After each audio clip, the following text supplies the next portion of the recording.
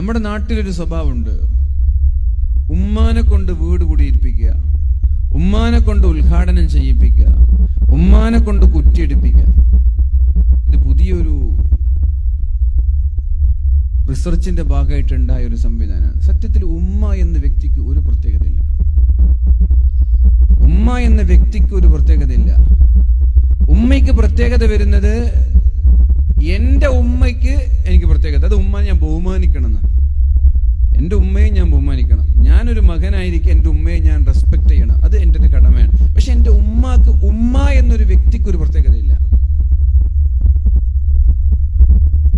പക്ഷെ തങ്ങന്മാർ അങ്ങനെയല്ല, അവര് പ്രത്യേകതയുള്ളവരാണ്. തങ്ങന്മാര് പ്രത്യേകതയുള്ളവരാണ്. അവര് ജന്മന ബറക്കത്തുള്ള ആളുകളാണ്. അവരുടെ രക്തത്തിൽ അള്ളാന്റെ ഹബീബിന്റെ രക്തമാണ് അവിടെ ഒഴുകുന്നത്. നബി സല്ലല്ലാഹു അലൈഹി വസല്ലമ തങ്ങളുടെ മക്കളാണ് അവർ. നമ്മുടെ ഭാര്യ ഉമ്മയാണ്, നമ്മുടെ ഭാര്യ ഉമ്മയാണ്.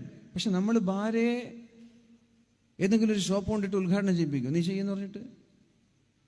ഇതേ ഭാര്യ മക്കളുടെ ഉമ്മയാണ്. മക്കൾക്ക് ഭാര്യയെ റെസ്പെക്ട് ചെയ്യണം, മക്കൾ ഭാര്യ റെസ്പെക്ട് ചെയ്യണം എന്ന് വെച്ചിട്ട് വീട് കൂടിയിരിക്കുന്നത് ഉമ്മ അവിടെ ഒന്നും എവിടെ ഇല്ല.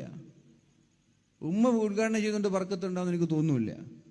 ഏതെങ്കിലും ഉമ്മ കുറ്റിയടിച്ചുകൊണ്ട് ആ വീട്ടിൽ ബർക്കത്തുണ്ടാവുമെന്ന് എനിക്ക് തോന്നുന്നില്ല. ഉദ്ഘാടനം ചെയ്യേണ്ടത് സയ്യിദന്മാരാണ്. വീട് കുടിയിരിക്കേണ്ടത് തുറക്കേണ്ടത് ഉസ്താദുമാരാണ്, അത് തങ്ങളാണ്. കുറ്റടിക്കേണ്ടത് തങ്ങളാണ്. അല്ലെങ്കിൽ നല്ല ഉഖ്റവിയായ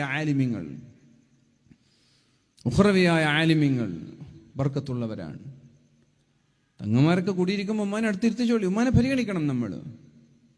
ഇത് തങ്ങന്മാർക്ക് പൈസ കൊടുക്കാൻ മടിയുള്ള ആളുകൾ ഉണ്ടാക്കിയ പുതിയൊരു റിസർച്ചിന്റെ ഭാഗമാണ് ഉമ്മാനെ കൊണ്ട് ഉദ്ഘാടനം ചെയ്യിപ്പിക്കുന്നത്. ഇപ്പോൾ തങ്ങളൊക്കെ വിളിച്ചാൽ 10,000 കൊടുക്കേണ്ടി വരും. ഉമ്മാകുമ്പോൾ ഉമ്മാനോടുള്ള സ്നേഹം നാട്ടുകാർ കാണുകയും ചെയ്തെന്ന പൈസ കൊടുക്കണ്ട. അതിനുവേണ്ടി ഉണ്ടാക്കിയ പുതിയൊരു റിസർച്ചാണ് ഈ ഉമ്മയെ കൊണ്ട് ഉദ്ഘാടനം ചെയ്യിപ്പിക്കുക എന്നുള്ളത്. ഉമ്മ എന്ന വ്യക്തിക്ക് ഒരു പ്രത്യേകതയില്ല.